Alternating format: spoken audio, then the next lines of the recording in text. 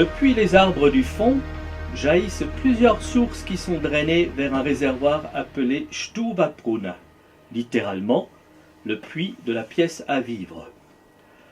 Selon la légende locale, la cigogne venait s'y approvisionner en nouveau-nés pour les livrer aux couples qui en avaient fait la demande en déposant un sucre sur le rebord de la fenêtre. Jusqu'en 1955-56, le village était alimenté en eau potable par une série de fontaines, toutes conçues selon le même modèle.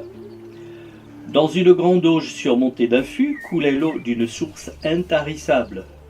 Petit inconvénient, l'eau était très calcaire. À partir du milieu des années 50, le village s'est doté d'un réseau d'eau potable alimenté par un captage de la nappe phréatique du bassin de la Dolère. Pendant les travaux de canalisation, on arracha d'anciennes conduites en bois ou en terre cuite. Les fontaines étaient restées inactives durant plus de 40 ans, tandis que l'eau de la source s'écoulait dans la canalisation. Dans les années 80, sous l'impulsion de l'adjoint Albert Waldeck, le conseil municipal a décidé de redonner vie à nos fontaines.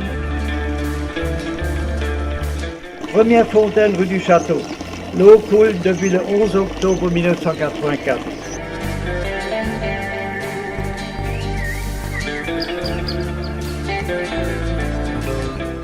Deuxième fontaine, rue des Images, mise en eau le 23 octobre 1986. La troisième fontaine, rue de la Première Armée, mise en eau le 15 avril 1993. La quatrième fontaine, rue des Images, mise en eau le 22 avril 1993.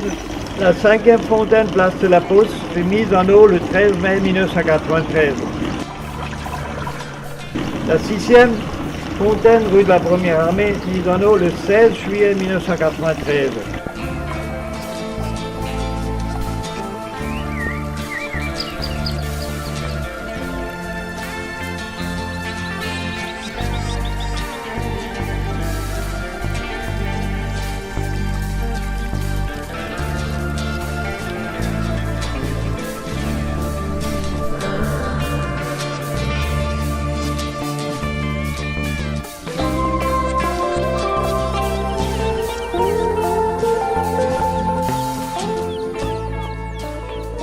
De très bons souvenirs de ces travaux que nous avons effectués dans les années 80-90. Aujourd'hui, l'eau qui coule dans ces fontaines est calcaire mais bonne. J'ai vu dernièrement des jeunes qui en buvaient. Il est vrai que les habitants, dans le temps, s'en servaient.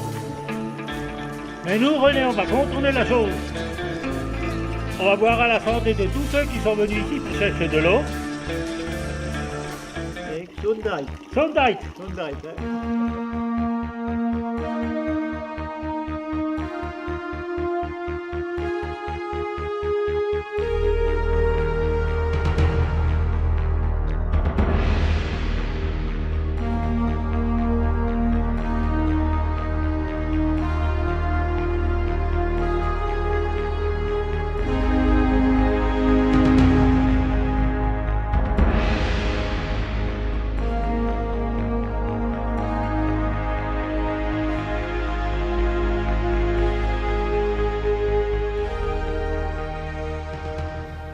La déviation de la Dolère, d'où naît le ruisseau du Steinbächlein, se trouve sur le banc de Bournopt-le-Haut.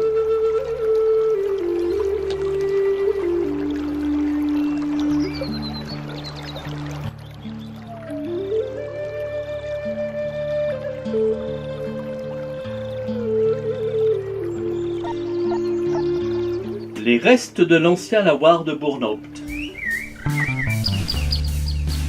Nous voici à l'arrivée du Steinbächlein à Morschiller-le-Bas. 3 moulins ont jadis jalonné son parcours au sein de la commune. Le moulin du Haut, l'Obermühle, était sans doute le premier moulin du village. Un relevé de 1770 nous apprend que ces 2 tournants actionnaient un pilon à chanvre, une huilerie et une égrugerie. À la fin du XVIIIe siècle, un industriel Jean Hofer, constatant la pureté de l'eau du Steinbächlein, fonde une entreprise de blanchiment. Un deuxième établissement verra le jour à cet endroit. Plus de 1000 personnes gagnaient leur vie dans ces usines alors florissantes. Aujourd'hui, le ruisseau alimente les étangs.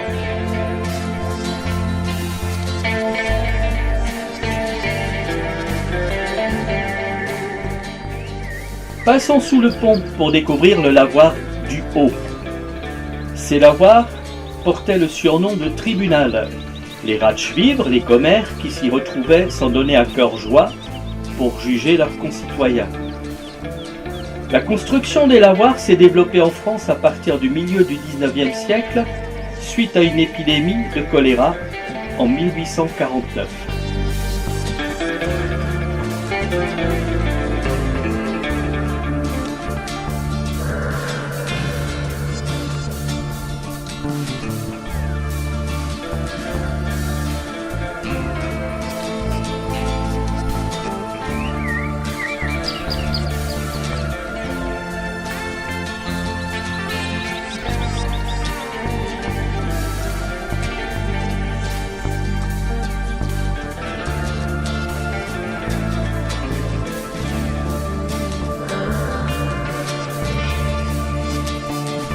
Au cours de son cheminement vers Mulhouse, notre ruisseau de pierre héberge depuis plusieurs années une famille de castors.